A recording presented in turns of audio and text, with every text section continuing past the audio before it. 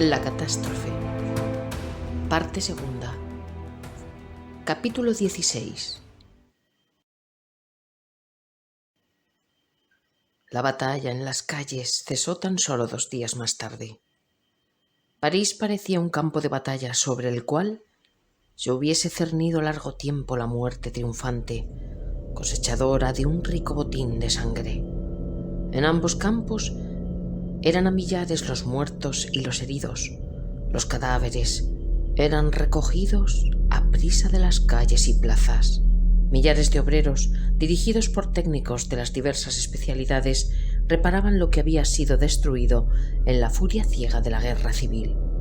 Los rebeldes experimentaron un serio fracaso. Una parte de ellos consiguió huir de París, otros fueron detenidos y encerrados en prisiones provisionales. Todas las cárceles de París habían sido destruidas durante la revuelta. Los funerales de las víctimas tuvieron un carácter de triste solemnidad. Lúgubremente resonaba bajo las bóvedas el tañido fúnebre de las campanas de Notre-Dame de París. Las notas de la marcha funeral resonaban con profunda melancolía. En el cortejo figuraban numerosas banderas con lazos y corbatas de luto, y los ataúdes negros llevados en hombros asemejaban barcas misteriosas derivando hacia el océano de la eternidad. Como el buque almirante de esta escuadra negra, iba ante todos el ataúd de Harrison, adornado con numerosas coronas y cintas de luto. Con la misma seguridad guiaba ahora Harrison el cortejo de los muertos hacia el océano de la eternidad, que en vida supo guiar a las multitudes por el océano de la vida. En el cementerio ante el crematorio, Stephen, después de consagrar a las víctimas un emocionante discurso, pronunció algunas palabras en honor a Harrison. La multitud escuchó a Stephen, las cabezas bajas y descubiertas. «Ciudadanos», dijo, «de todas las pérdidas que acabamos de sufrir, es esta quizás la más grave. Damos el último adiós a un ciudadano cuya patria fue el mundo entero. Ha muerto, pero su obra no podrá considerarse muerta mientras continúe latiendo un solo corazón humano. Él nos indicó la vía de salvación y puso la primera piedra del París subterráneo. A su genio y a su energía deben la vida millones de seres humanos. Su noble corazón era como una antorcha llameante. Gloria y honor al luchador infatigable por el bien de la humanidad». Inscribió su nombre con letras de oro en el libro de la historia, y este nombre será pronunciado con respeto por nuestros más remotos descendientes. Que la tierra sobre la cual dejó tantas huellas profundas de su genio creador les sea ligera. En la medida de nuestras fuerzas, nosotros continuaremos su obra. Sobre su tumba vamos a prestar juramento de olvidar cuanto nos había separado y todos juntos, reuniendo nuestras fuerzas, ponernos a trabajar para reparar las ruinas y curar las heridas. Este será el mejor medio de honrar la memoria de Crespi Harrison, el gran amigo de la humanidad. Una vez quemados los cuerpos de los muertos, los vivos pusieron manos a la obra. Con el mismo celo puesto ayer en la destrucción de sus hogares, las gentes se aplicaban hoy a reconstruirlos. Reparaban las casas, las vías, volvían a su sitio los raíles arrancados. París había recibido heridas sangrientas que exigían una curación urgente y rápida. Algunos días más tarde, el sol artificial, puesto de nuevo en orden, volvió a alumbrar París con su luz fría e impasible. Esta luz no inspiraba a las gentes la menor alegría. Muchos lo miraban con ojos tristes y acusadores. La vida se reanudaba poco a poco. El trabajo renacía en las fábricas y talleres. fue declarada una guerra sin cuartel al ocio y a la pereza. Cuantos eran capaces de trabajar fueron puestos al pie de las máquinas.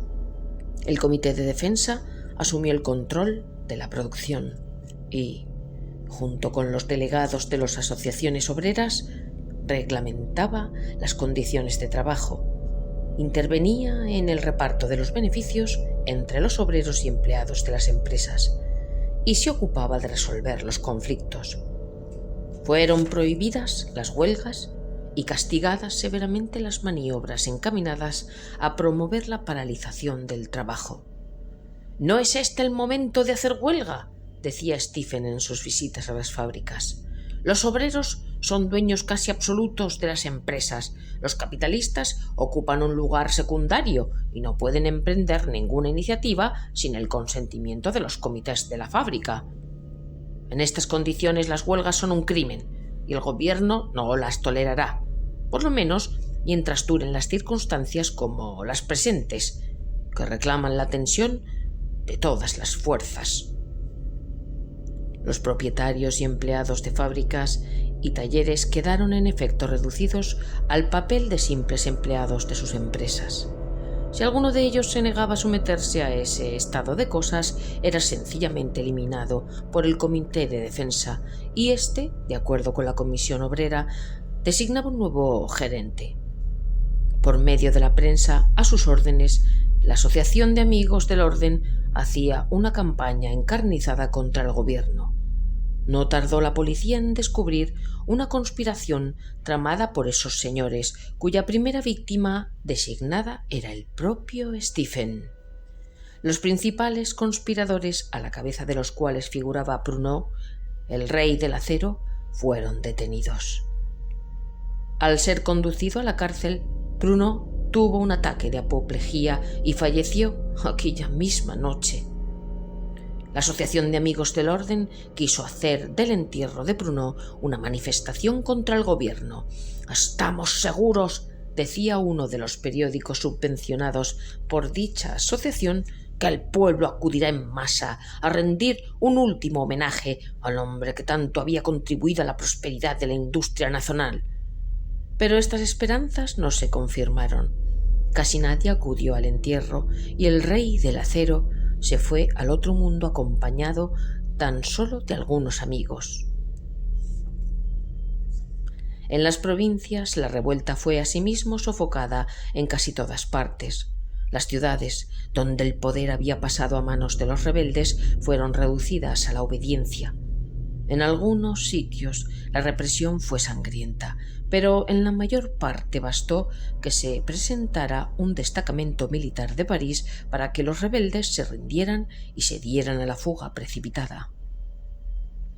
Convencidas de que una vez restablecido de la crisis de los últimos días, París disponía de fuerzas suficientes, las provincias volvieron a someterse a su hegemonía.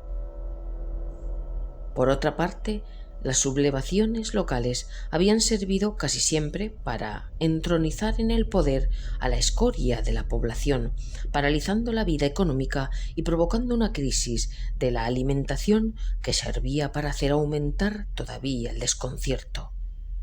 La población, al ver sus esperanzas fallidas, volvía la espalda a los nuevos detentadores del poder y, siguiendo una secular costumbre, volvía sus ojos hacia París. Grupos diversos se disputaban el poder, la guerra civil hacía estragos, la anarquía iba en aumento, el pillaje no cesaba, la vida se hacía cada vez más insoportable y la población soñaba tan solo con el restablecimiento de un poder fuerte. Esto facilitaba en alto grado la tarea del gobierno central. Tan solo Lyon y Lilla opusieron una resistencia embravecida. En Lyon los rebeldes anarquistas, la mayor parte, disponían de fuerzas considerables y se negaban resueltamente a deponer las armas. A las exigencias del gobierno central replicaban con burlas y amenazas. La ciudad quedó transformada en un campamento militar. Bajo amenaza de sangrientas represalias fueron movilizados todos los hombres capaces de llevar armas. A fin de impedir la llegada de tropas de la capital, la línea del ferrocarril fue destruida hasta varias decenas de kilómetros en derredor. «Tendrán que rendirse por hambre», decía Stephen, a quien horrorizaba sobre todas las cosas la idea del derramamiento de sangre. Un gobierno que no puede dar pan a la población es un gobierno condenado. Los estómagos vacíos son sordos a todos los lemas revolucionarios. Y al acercarse a Lyon, una división de infantería enviada de París, millares y millares de lioneses se apresuraron a salir a su encuentro, acogiendo con júbilo a los soldados y haciendo lo posible para facilitarles su entrada en la ciudad. Dándose cuenta de que la situación se ponía seria, el directorio se dio a la fuga. Inmediatamente después fue izada en la casa de la villa la bandera nacional, tan odiada de los rebeldes. La victoria sobre los insurrectos de Lille exigió asimismo prolongados esfuerzos.